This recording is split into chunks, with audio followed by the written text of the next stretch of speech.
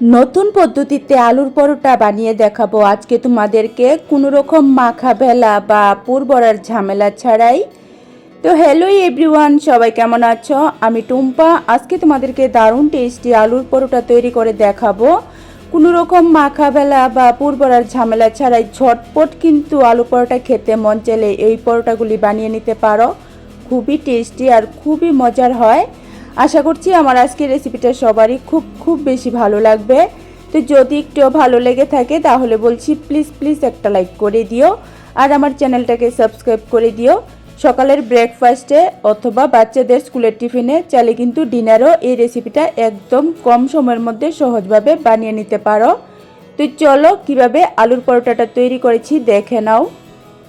প্রথমে দেখো এখানে আমি আলু নিয়েছি সিদ্ধ করে। এখন এই আলুটাকে খোসা ছাড়িয়ে নিতে হবে। আলু কিন্তু সিদ্ধ করার সময় খোসা সমেতই সিদ্ধ করতে হবে। আর আলুটা কিন্তু একদম বেশি নরম করে সিদ্ধ করা যাবে না, একটু হালকা শক্ত রেখে সিদ্ধ করতে হবে, তাহলে কিন্তু পরোটাগুলি বেশি ভালো হবে। মানে একদমই কিন্তু নরম করে সিদ্ধ করা যাবে না, 80% সিদ্ধ হয়ে গেলে আলুটাকে নামিয়ে নিতে হবে। তো দেখো আলু খোসা ছাড়িয়ে নিয়েছি। তারপর এখন এই আলুটাকে গ্রেট করে নিতে হবে। এখানে কিন্তু অবশ্যই গ্রেট করে নিতে হবে, তা না হলে কিন্তু আলুর যদি বড় টুকরো থাকে তাহলে কিন্তু পরোটাগুলি ভালো হবে না। তো দেখো আমি আলু গ্রেট করে নিয়েছি। এখন এই আলুর সাথে কিছু মশলা দেব। তার মধ্যে প্রথমে দিয়েছি আমি হলুদ, তারপর দিয়েছি আমি লঙ্কার গুঁড়া, সামান্য একটু দিয়ে দিচ্ছি আমি ভাজা জিরার গুঁড়া, তারপর দিয়ে দিচ্ছি আমি গরম মশলার গুঁড়া। এখন দিয়ে দিচ্ছি আমি পরিমাণ মতো একটু লবণ। এখন এই সব কিছু কিন্তু আলুর সাথে মেখে নিতে হবে। এভাবে কিন্তু আলুর স্টাফিংটা তৈরি করে নিতে হবে। খুবই দারুণ টেস্টি হয় কিন্তু এই পরোটাগুলি যেভাবে আমি তৈরি করছি। শুধু একবার এভাবে তৈরি করে খেয়ে দেখো, বেশি মশলা বা বেশি তেলেরও প্রয়োজন হয় না। তো দেখো আলু মাখাটা আমার হয়ে গেছে। তারপর আমি একটা মিক্সিং বল নিয়েছি। মিক্সিং বলের মধ্যে আমি ছোটো বাটি দিয়ে এক বাটি আটা নিয়েছি। তোমরা চাইলে কিন্তু ময়দা দিয়েও করতে পারো, তবে আটা কিন্তু স্বাস্থ্যের জন্য খুবই ভালো, তার জন্য আমি আটা দিয়ে তৈরি করছি। আটার মধ্যে দিয়েছি আমি সামান্য পরিমাণ লবণ। এখানে কিন্তু লবণটা দেওয়ার সময় খেয়াল রাখতে হবে, আলু মাখার মধ্যেও কিন্তু আমি লবণ দিয়েছি, সেটা বুঝেই কিন্তু এখানে আটার মধ্যে লবণ দিতে হবে।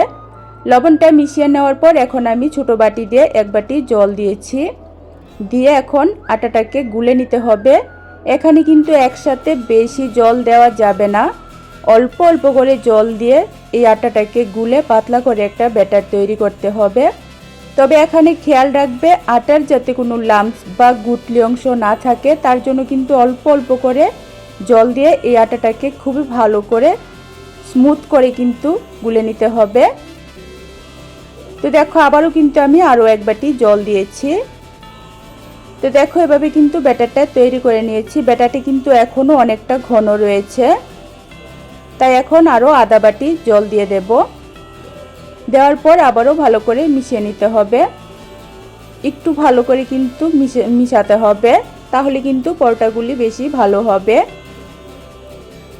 তো দেখো আমি কিন্তু আটার ব্যাটারটা রেডি করে নিয়েছি। ব্যাটারটা আমি কীরকম পাতলা বা ঘন রেখেছি সেটাও দেখিয়ে দিচ্ছি। একদমই কিন্তু বেশি ঘন না, আবার একদম জলের মতো পাতলাও না, সেরকমই রেখেছি। আশা করি দেখে নিশ্চয়ই বুঝতে পারছো। এখন এই আটার ব্যাটারের মধ্যে দিয়ে দিচ্ছি আমি আগে থেকে মেখে রাখা আলুটা। তো দেখো সিদ্ধ করা আলুটা যে মশলা দিয়ে মেখে রেখেছিলাম সেই আলুটা আমি আটার ব্যাটারের মধ্যে দিয়েছি। তারপর সামান্য একটু দিয়েছি চিলি ফ্লেক্স। এখন দিয়ে দিচ্ছি আমি কিছুটা ধনেপাতা কুচি। আজকের আলুর পরোটাগুলি আমি একদমই নিরামিষভাবে করেছি, তোমরা চাইলে কিন্তু এর মধ্যে পেঁয়াজ কুচি কুচি করে কেটেও দিতে পারো। এখন আবারও কিন্তু ভালো করে মিশিয়ে নিতে হবে। এখানে খেয়াল রাখবে আলুটা যাতে ভালো করে মিশে একদম যাতে আটার ব্যাটারের সাথে মিশে যায়, তার জন্য কিন্তু একটু সময় নিয়ে মেশাতে হবে। তো দেখো আমি কিন্তু আলুটাকে ভালো করে মিশিয়ে নিয়েছি আটার ব্যাটারের সাথে। ব্যাটারটা কীরকম তৈরি হয়েছে সেটাই আরও একবার দেখে নাও। দেখো এরকম কিন্তু বেশি একদম পাতলাও না, আবার একদম ঘনও না, মিডিয়াম রাখতে হবে। আর এই ব্যাটারটা কিন্তু রেস্টে রাখা যাবে না, যখন পরোটা খাবে সাথে সাথেই কিন্তু এটা গুলে সাথে সাথেই কিন্তু পরোটাগুলি তৈরি করে নিতে হবে। তো দেখো পরোটাগুলি তৈরি করার জন্য গ্যাস ওভেনে আমি একটা ফ্রাই প্যান বসিয়ে কয়েক ফোঁটা ঘি দিয়েছি। তোমরা চাইলে ঘিয়ের পরিবর্তে তেলও দিতে পারো, তবে ঘি দিয়ে ভাজলে কিন্তু খেতে বেশি ভালো লাগে। তারপর দেখো আমি ব্যাটারটা 2 হাতা দিয়েছি। দেওয়ার পর এটা কিন্তু ছড়িয়ে দিতে হয় না, এটা কিন্তু নিচ থেকেই খুব সুন্দর একটা গোল শেপে তৈরি হয়ে যায়। তারপর গ্যাসের আঁচটা মিডিয়াম থেকে একটু কমিয়ে বসিয়ে রাখতে হবে। তারপর দেখবে 1.5 থেকে 2 মিনিটের মধ্যে উপরটা পুরোপুরি শুকিয়ে যাবে। উপরটা যখনই পুরোপুরি শুকিয়ে যাবে তখনই কিন্তু এটা উল্টে দিতে হবে। এভাবে উল্টে পাল্টে কিন্তু 3-4 বার উল্টে পাল্টে কিন্তু রুটির মতো ছেঁকে নিতে হবে একটু কালার করে। তো দেখো এভাবে কিন্তু বারবার উল্টিয়ে এটাকে ছেঁকে নিতে হবে, ঠিক যেরকম রুটি ছেঁকা হয় সেরকমই। তো দেখো উল্টে নেওয়ার পর আমি উপর দিয়ে আবারও আরেকটু ঘি লাগিয়ে নিয়েছি। নেওয়ার পর এভাবে কিন্তু আমি 3-4 বার উল্টে পাল্টে এরকম একটু কালার করে ভেজে নিয়েছি। পরোটাটা দেখো কত সুন্দর হয়েছে, কেউ দেখে কিন্তু বুঝতেই পারবে না যে এটা লিকুইড দিয়ে তৈরি। কোনো মাখা বেলার ঝামেলাই নেই, পুর ভরারও ঝামেলা নেই। ঝটপট কিন্তু আলু পরোটা খেতে মন চাইলে এভাবে তোমরা আলু পরোটা তৈরি করে নিতে পারো।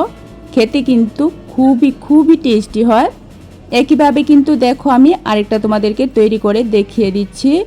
আর এই পর্যায়ে তোমাদের কাছে একটাই রিকোয়েস্ট রইল, আমার আজকের রেসিপিটা ভালো লাগলে প্লিজ একটা লাইক করে দিও আর আমার চ্যানেলটাকে সাবস্ক্রাইব করে দিও একদমই সহজ আর নতুন ব্রেকফাস্ট, ডিনার, নাস্তা রেসিপি দেখার জন্য। এভাবে দেখো উল্টে পাল্টে হালকা করে অল্প করে ঘি লাগিয়ে একটু কালার করে ভেজে নিলেই কিন্তু খুবই টেস্টি আর খুবই মজার এই আলুর পরোটাটা তৈরি হয়ে যায়। আমি তো ঘি দিয়ে ভেজেছি, তোমরা চাইলে কিন্তু তেল দিয়েও ভেজে নিতে পারো, তবে ঘি দিয়ে ভাজলে কিন্তু খেতে বেশি ভালো হয়। তো পরোটাগুলি ভেজে নেওয়ার পর এখন পরোটাগুলির সাথে খাওয়ার জন্য আমি দই রায়তা তৈরি করব। তার জন্য দেখো বাটির মধ্যে আমি ছোট বাটি দিয়ে 1 বাটি টক দই নিয়েছি। দইয়ের মধ্যে এখন দিয়েছি আমি দেখো টমেটো কুচি, তারপর দিয়েছি আমি শসা কুচি, এখন দিয়ে দিচ্ছি আমি 2টা কাঁচা লঙ্কা কুচি,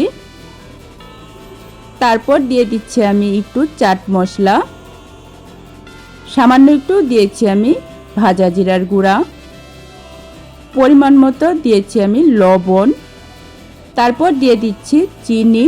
চিনিটা অপশনাল, চিনিটা বাদ দিয়েও করতে পারো, তবে দিলে কিন্তু টেস্ট বেশি ভালো হয়। এখন এই সব কিছু মিশিয়ে নিলেই কিন্তু খুবই টেস্টি একটা দইয়ের রায়তা তৈরি হয়ে যাবে। এই দই রায়তাটা কিন্তু বিরিয়ানি, রুটি, পরোটার সাথে খেতে ভীষণ ভালো লাগে। তারপর দেখো আমি মিশিয়ে নেওয়ার পর সবশেষে আমি কয়েক ফোঁটা লেবুর রস দিয়েছি। ফ্লেভারটা সুন্দর হবে আর একটু টক হবে, খেতে ভীষণ ভালো লাগবে তার জন্য।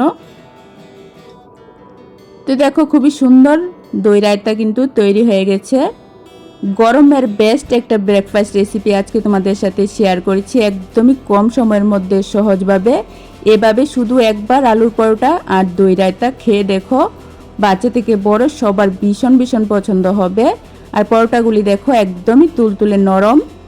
প্রচণ্ড এই গরমে রাতের ডিনারে বা সকালের ব্রেকফাস্টে তোমরা একদম কম সময়ের মধ্যে সহজভাবে এই রেসিপিটা বানিয়ে দেখো। আলুর পরোটা আর দই রায়তা খেয়ে কিন্তু সবাই খুব বেশি পছন্দ করবে।